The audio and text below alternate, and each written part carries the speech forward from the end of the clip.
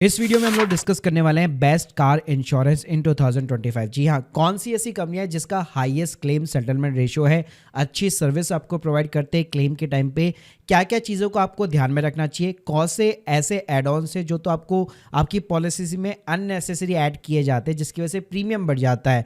तो अगर आपको अपना प्रीमियम रिड्यूस करना है, कम करना है, तो कॉम्प्रिहेंसिव प्लान के अंदर कौन सी चीज़ों को आपको नहीं लेना चाहिए, कहाँ से लेना चाहिए, आपको यहाँ पे जो आपके बेसिकली जहाँ से आपने गाड़ी खरीदी है वहाँ से आपको लेना चाहिए या ऑनलाइन लेना चाहिए, कैसे कंपैरिजन करें, कैशलेस रिम्बर्समेंट, पे एज यू ड्राइव करके भी प्लान्स आते हैं, तो इन सबके बीच में डिफरेंस क्या होता है, तो सारी जानकारी दूंगा एक ही वीडियो के अंदर। तो प्लीज पूरा वीडियो यहाँ पे जरूर देखिएगा। तो सबसे पहले बात करते हैं type of the car insurance के बारे में। तो इसको आप दो कैटेगरी के अंदर डिवाइड कर सकते हो, एक थर्ड पार्टी रहता है, कॉम्प्रिहेंसिव रहता है। थर्ड पार्टी का मतलब है ये भाई कंपलसरी है, इसके बिना तो आप गाड़ी निकाल ही नहीं सकते, चला ही नहीं सकते। तो यहाँ पे जो है आपकी कार को ये प्रोटेक्ट नहीं करता है, लेकिन अगर आप किसी को डैमेज करोगे उसको जरूर प्रोटेक्ट करेगा। प्लस यहाँ पे फिक्स जो है प्रीमियम रहता है। जैसे आप मेरी स्क्रीन के सामने आप देख सकते हो, चाहे मैं कोटक से लूँ, नेशनल इंश्योरेंस से लूँ, यूनाइटेड इंडिया इंश्योरेंस से लूँ, सभी से मेरी गाड़ी का जो प्रीमियम है थर्ड पार्टी का 3,416 रुपया रहा है। तो चाहे आप प्राइवेट कंपनी से ले रहे हो, कहीं से भी ले रहे हो, यहाँ पे आपका जो थर्ड पार्टी का प्रीमियम रहता है वो फ्लैट रहता है, वो सेम रहता है, चाहे आप किसी भी इंश्योरेंस कंपनी से क्यों ना ले लो। इसके साथ में भाई नियम यह है कि 15 लाख रुपए का पर्सनल एक्सीडेंटल कवर आपके पास में होना चाहिए। तो यहाँ पे आप पैसे बचा सकते हो जब इंश्योरेंस पॉलिसी आप खरीदते हो, कि अगर आपके क्रेडिट कार्ड, डेबिट कार्ड के साथ में कोई personal accidental cover already added है, तो आप इसको यहाँ पे जो है आराम से 300 से 350 रुपए के समथिंग आप आराम से बचा सकते हो। अब भाई जो दूसरा प्लान रहता है वो रहता है कॉम्प्रिहेंसिव इंश्योरेंस। कॉम्प्रिहेंसिव का मतलब है कि उसके अंदर थर्ड पार्टी तो कवर ही है, उसके साथ में अगर आपकी गाड़ी को कोई डैमेज होता है वो भी यहाँ पे कवर होता है, जिसके अंदर थीफ्ट हो गया, एक्सीडेंटल, फायर हो गया, तो इस तरह की सारी चीजें कवर रहती है।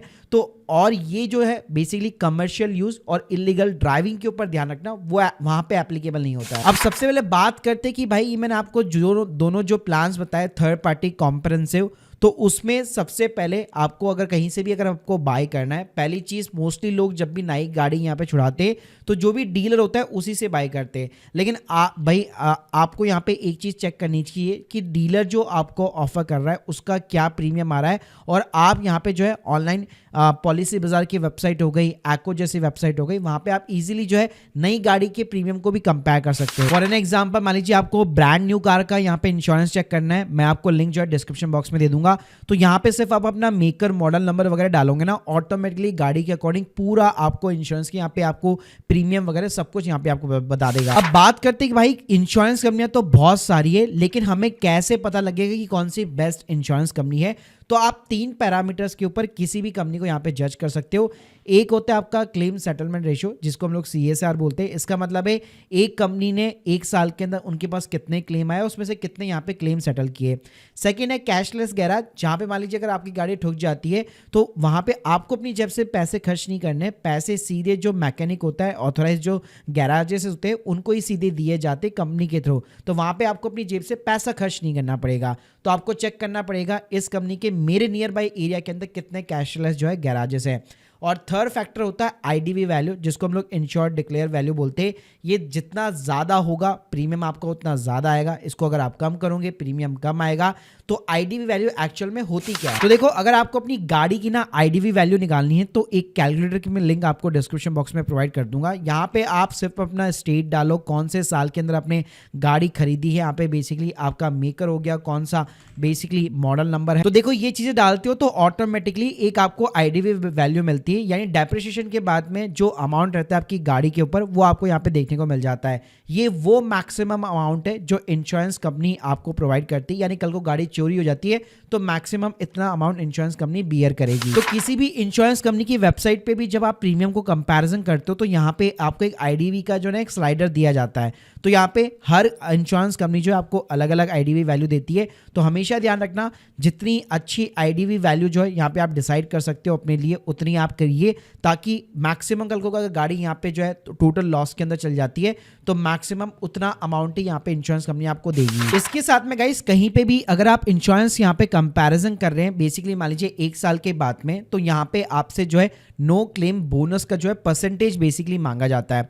अब ये नो क्लेम बोनस वगैरह क्या होता है, इसको मैं आपको एक सिंपली तरीके से समझाना चाहूँ। अगर लास्ट 5 साल के अंदर अगर आपने कोई भी क्लेम यहाँ पे नहीं लिया है और मान लीजिए 6th ईयर अगर आप रिन्यू करना चाहते हैं, एक कंपनी से दूसरी कंपनी में शिफ्ट भी करना चाहते हो, तो आपको 50% का डिस्काउंट दिया जाता है प्रीमियम के ऊपर।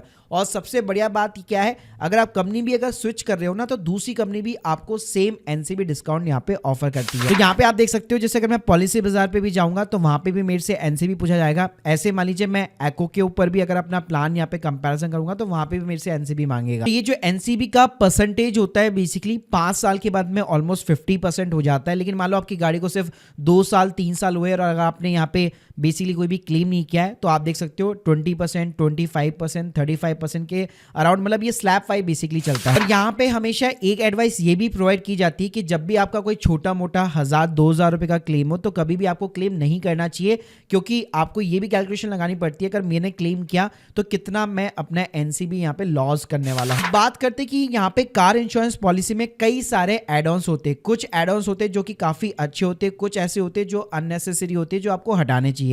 अब देखिए मस्ट हैव एड-ऑन्स की अगर मैं बात करूं, अगर आपकी चमचमाती गाड़ी है, 5 साल से ज्यादा गाड़ी आपकी गाड़ी को नहीं हुआ है बेसिकली, तो आपको हमेशा जीरो डेप्रिसिएशन कवर जरूर लेना चाहिए। इसको हम लोग बम्पर टू बम्पर कवर भी बोलते हैं। तो देखो एड-ऑन्स के अंदर हमेशा आपको जीरो डेप का ऑप्शन मिलेगा, लेकिन ये सिर्फ नई गाड़ियों के ऊपर प्रोवाइड किया जाता है। और इससे एक चीज ध्यान रखना, आपका जो भी प्रीमियम आ रहा होगा ऑलमोस्ट उसके अंदर जो है 70 to 80% यहाँ पे इंक्रीमेंट हो जाएगा। लेकिन इससे भाई आपको बेनिफिट क्या मिलेगा कि जब भी आप क्लेम करने जाओगे बेसिकली, तो जो प्लास्टिक, रबर, ग्लास पार्ट के ऑलमोस्ट जो आइटम होते हैं, वहां पे पहले आपको अपनी जेब से 50% पे करना पड़ता, लेकिन अब यहाँ पे जीरो डैप होने की वजह से आपको कुछ भी पे नहीं करना पड़ेगा।